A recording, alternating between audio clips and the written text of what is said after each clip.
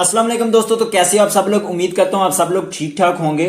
कल से एक न्यूज़ बहुत ही ज़्यादा पाकिस्तानी मार्केट के अंदर हाई पकड़ी हुई है कि मोबाइल्स की जो प्राइसेस है वो एकदम से कम हो गई हैं, या जो रेगुलेटरी ड्यूटी है वो एकदम से कम कर दी गई है या ख़त्म कर दी गई है।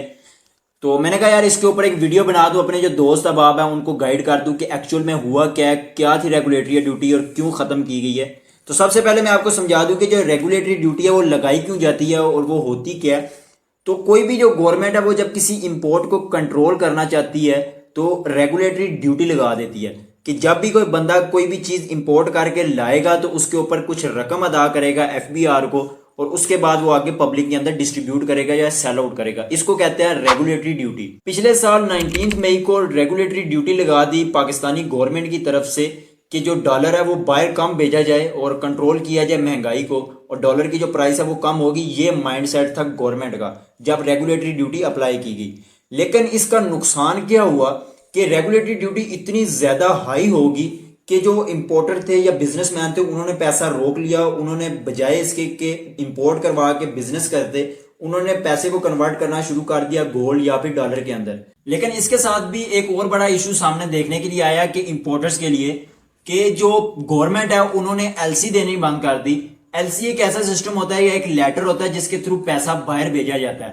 तो जब पैसा बाहर जा ही नहीं रहा, इजाजत नहीं मिल रही पैसा बाहर भेजने की, तो जो इंपोर्टर थे उन्होंने पैसा स्टॉक करना शुरू कर दिया, जिसकी वजह से पूरा सिस्टम ही कोलैप्स कर गया। तो डॉलर की रेट नीचे आने की बजाय एकदम से अप हो गया और अप टू 32% जो डॉलर का रेट है वो इंक्रीज हो गया। अब इस रेगुलेटरी ड्यूटी अप्लाई करने के बाद सबसे बड़ा नुकसान हुआ मार्केट के ऊपर, या गवर्नमेंट को ही नुकसान हुआ। मैं कहता हूँ इंपोर्ट तो बंद होगी, काफी हद तक इंपोर्ट को रोक लिया गया। जो अभी रिपोर्ट तैयार की है इन्होंने कहा है कि 400 मिलियन डॉलर्स की जो इंपोर्ट है उसके ऊपर फायदा हुआ है। तो मैं कहता हूं कि 400 मिलियन डॉलर अगर एक्चुअल इंपोर्ट के साथ कंपेयर किया जाए तो एक्चुअल इंपोर्ट इस टाइम पाकिस्तान की 62 बिलियन डॉलर्स की है। तो 400 मिलियन डॉलर उसके सामने 1 बिलियन भी नहीं बनता। कहाँ 62 बिलियन, कहाँ 400 मिलियन। अब ये 400 मिलियन तो इन्होंने रोक के फायदा कर लिया, चलो एक हद तक कह देते हैं हम। लेकिन इसका जो नुकसान हुआ, बहुत सारी कंपनी या बहुत सारे इंपोर्टर ने इलीगल माल इंपोर्ट करना शुरू कर दिया। और दूसरा नुकसान, जो इलीगल माल आ रहा है उसकी कोई लिमिट नहीं कितना है, और उसके ऊपर एफबीआर या गवर्नमेंट पैसा भी नहीं बना पा रही। तो जो ऑफिशियल इंपोर्ट है वो तो इन्होंने रोक ली, लेकिन अनऑफिशियल या फिर इलीगल जो इंपोर्ट हो रही है वो अभी तक रोक नहीं पाए। और कितनी ज्यादा हो रही है इसका भी कोई अंदाजा नहीं लगा रहे, क्योंकि जो मार्केट के अंदर हम चेक करें चीजों की तो वो 1 महीने के लिए कमी हुई, उसके बाद हर चीज नॉर्मल हो रही, माल भी मिल रहा, मोबाइल फोन भी, गाड़ियां भी मिल रही थी, सब कुछ नॉर्मली हमें मिल पा रहा था। अब गैर कानूनी इंपोर्ट के ऊपर भी जो सबसे ज्यादा फर्क आया वो इलेक्ट्रॉनिक के ऊपर आया, क्योंकि जो गाड़ियां हैं उनका तो नंबर प्लेट वगैरह देख के या इस तरह उस तरह देख के चेकआउट कर लिया जा सकता था। लेकिन जो मोबाइल फोन है या और छोटी मोटी इलेक्ट्रॉनिक्स की चीजें हैं वो जो इलीगल इंपोर्ट हो रही थी, आगे अवाम नॉन पीडीएफ मोबाइल यूज कर रही है, क्योंकि अब तो इंटरनेट इतना बेहतर हो गया है कि सिम यूज करने की जरूरत ही नहीं पड़ती। जो भी बंदा है वो सिम अगर यूज कर रहा है तो वो छोटे मोबाइल में कर रहा है, और ज्यादातर कॉल्स वगैरह जो इंटरनेट की व्हाट्सएप वगैरह उसी पे ही कर रहा है। तो इसलिए पीटीए का भी कोई इतना फर्क नहीं पड़ा, उनका भी टैक्स लगाने का बेफायदा ही गया मेरे ख्याल से। आगे इलीगल मोबाइल आ रहे हैं, फिर पीटीए का भी काम नहीं है, सिम ना भी चले तो लोग वाईफाई चला रहे हैं। तो मोबाइल फोन का जो सबसे ज्यादा फर्क आया वो मोबाइल फोन पे आया। अब एक तो वो इलीगल माल मंगा रहे हैं, और दूसरा एफबीआर की जो रिपोर्ट है या फिर रेगुलेटरी ड्यूटी है उसका टोकन माथे पे बांध के मार्केट में रेगुलेटरी ड्यूटी का टोकन चूना लगा के बेच रहे हैं मार्केट में मोबाइल।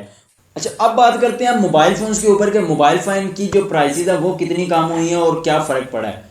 यार देखो, जो मोबाइल फोन की कैटेगरी है वो मैंने पहले भी बता चुका हूँ, जो रेगुलेटरी ड्यूटी है ये अप्लाई होती है इंपोर्ट के ऊपर। तो जो मोबाइल बिल्ट इन या फिर बॉक्सेस के अंदर पैक हुए हुए या तैयार रेडी माल आ रहा था मोबाइल फोन, वो इंपोर्ट हो रहे थे, उसके ऊपर रेगुलेटरी ड्यूटी जो अप्लाई की गई थी, ना कि जो पाकिस्तान में बन रहे थे।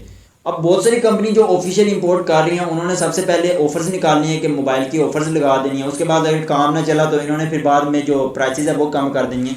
2 मोबाइल जो मैंने नोट डाउन किए, इसके पोस्टर मेरे सामने आए थे।